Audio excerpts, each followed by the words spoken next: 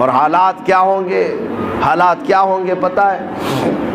بزرگوں نے فرمایا جب تمہارے اہل خانہ تمہیں دفن کر کے جاتے ہیں تو 3 دن نہیں گزرتے کہ تمہاری ناک سے اور کان سے اندر کی چیزیں باہر آنا شروع ہوتی ہیں، ہمارے پیٹ کا گودا باہر آنا شروع ہو جاتا ہے، اور 8 دن نہیں گزرتے کہ پیٹ پھٹ جاتا ہے، انتڑیاں باہر نکل آتی ہیں، تعفن ہو جاتا ہے قبر کے اندر، اور اچانک مٹی سے کیڑے پیدا کر دیے جاتے ہیں جو جسم کے ان اعضاء کو کھانے لگ جاتے ہیں۔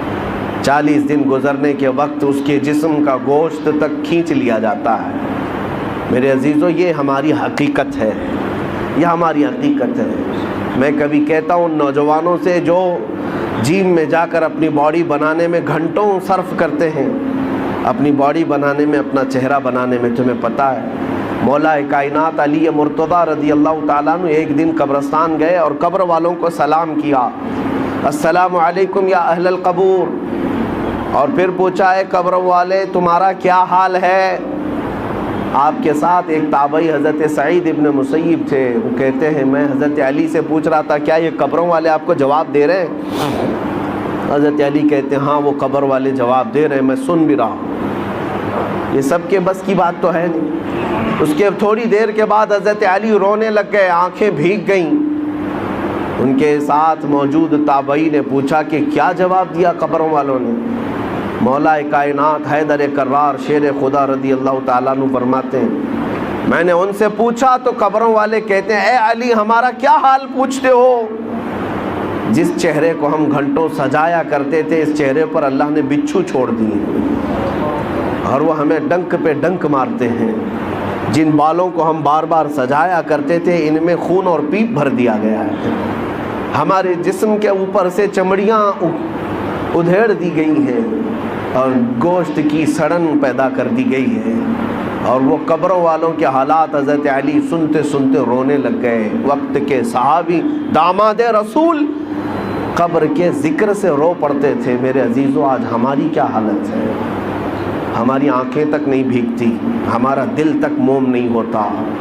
خواہشات نے ہمیں اتنا مصروف کر دیا ہے کہ اپنا آخری سفر بھی بھول بیٹھے، جبکہ تمہیں پتہ ہے تم ہماری تقریر سنو یا نہ سنو، کسی کا بیان سنو یا نہ سنو، تمہیں تو موت آنی ہے اور تمہیں لے جایا جائے گا۔ اس بات کو مانو یا نہ مانو، تمہارے نہ ماننے سے، تمہارے انکار کرنے سے تمہاری موت کے آنے میں کوئی فرق نہیں پڑے گا۔ موت تو آنا ہے، تم 1000 اختلاف کرو مجھ سے، 1000 مجھے گالیاں دے لو، لیکن موت تو آنی ہے میرے عزیز، موت تو آنی ہے۔ ہم نے بھاری بھرکم جسم بھی اٹھائے ہیں، بڑے پیسے والوں کو بھی اٹھایا ہے، لیکن دیکھ کر کے اس بات کا احساس ہوتا ہے کہ پورے کفن میں ایک جیب بھی نہیں رکھی جاتی، اور نہ ہی ہم اپنے عزیز مردے کو دفن کرتے ہیں تو 5 روپے 10 روپے 100 روپے 1000 روپے کی نوٹ تک نہیں رکھتے، اور رکھنا بھی نہیں چاہیے۔ لیکن مومنوں کا یہ عقیدہ ہے کہ ہم ایک سکہ بھی قبر میں اپنے باپ کو نہیں دیتے۔ کیوں؟ سب کو پتہ ہے کہ یہاں یہ سکہ نہیں چلنے والا، یہ دوسری دنیا ہے، یہاں انصاف دوسرا ہوگا، یہاں ملائکہ آئیں گے اور وہ نہ رشوت لینے والے ہیں اور نہ سفارش تمہاری لینے والے ہیں۔ یفعلون ما یؤمرون، وہ اتنا ہی کریں گے جتنا ان کو حکم دیا جائے گا۔ اے میرے عزیزو، وقت بہت کم رہ گیا ہے، وقت بہت کم رہ گیا ہے، اور اب تک ہمارے پاس ایسی کوئی چیز نہیں جس کو لے کر کے ہم قبر میں جائیں۔ مجھے ایک واقعہ بار بار جھنجھوڑتا ہے۔ ممبئی کی سرزمین پر ہمارے ایک حاجی صاحب، بڑے پیسے والے، پرہیزگار آدمی بھی ہیں، لیکن اپنے بیٹے کو انہوں نے بچپن سے، اکلوتا بیٹا تھا، کانوینٹ میں پڑھایا، انگلش میں پڑھایا، اور بہت ٹاپ کی کالج یونیورسٹی میں پڑھا، یہاں تک کہ اسے لندن بھی پڑھنے کے لیے بھیجا تھا۔ 24 سال کا 25 سال کا لڑکا تھا، اچانک بون کینسر ہو گیا۔ بون کینسر ایسا ہوا کہ پتہ ہی نہیں چلا، 6 مہینے کے بعد پتہ چلا کہ یہ 3rd سٹیج پر ہے، کچھ کر ہی نہیں سکتے تھے۔ پہلے تو لندن میں علاج ہوا، اس کے بعد پھر وہاں سے مایوس ممبئی لوٹ آئے۔ جب گھر آئے تو 25 سال کا جوان بستر پر ہے، گل گیا ہے، اور باپ کی حالت دیکھنے کے قابل، روتا تھا، نمازوں میں آ کر دعا کی چٹھی ہر بار۔ پھر وقت ایسا آیا، مجھے وہ بات یاد آتی، کافی سال ہو گئے، اس نوجوان لڑکے نے اپنے باپ کو ایک دن بلایا، کہا ابا جان میری اسکول کی سرٹیفکیٹ، شیلڈ، مارک شیٹ یا جو مجھے انعامات ملے تھے وہ کہاں ہیں؟ کہا باپ نے بیٹا سب سنبھال رکھا ہوں، الماری میں سب ہے، سب ہے۔ کہا میں دیکھنا چاہتا ہوں۔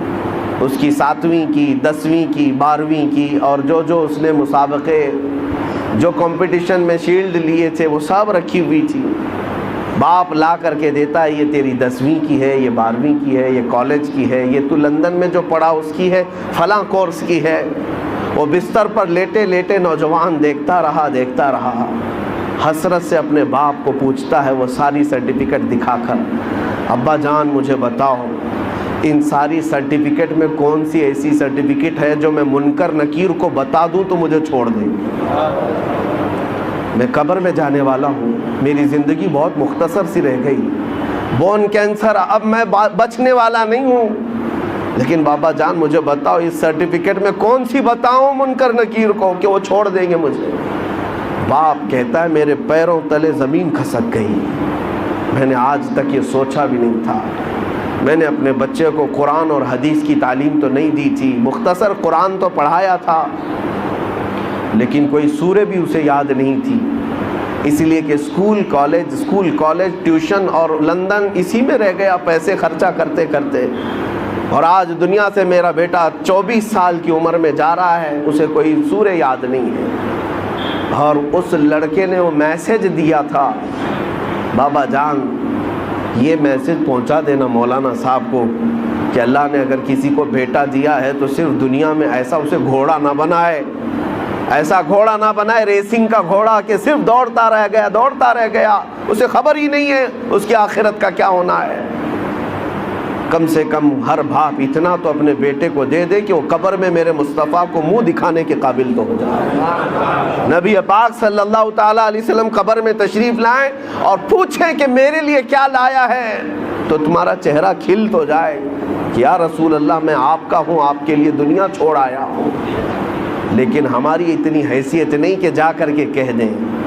آج تو حالات ایسے ہیں کہ کل میں پوچھتا ہوں، قیامت کے دن ہم سے سوال ہوگا، آپ سے سوال ہوگا۔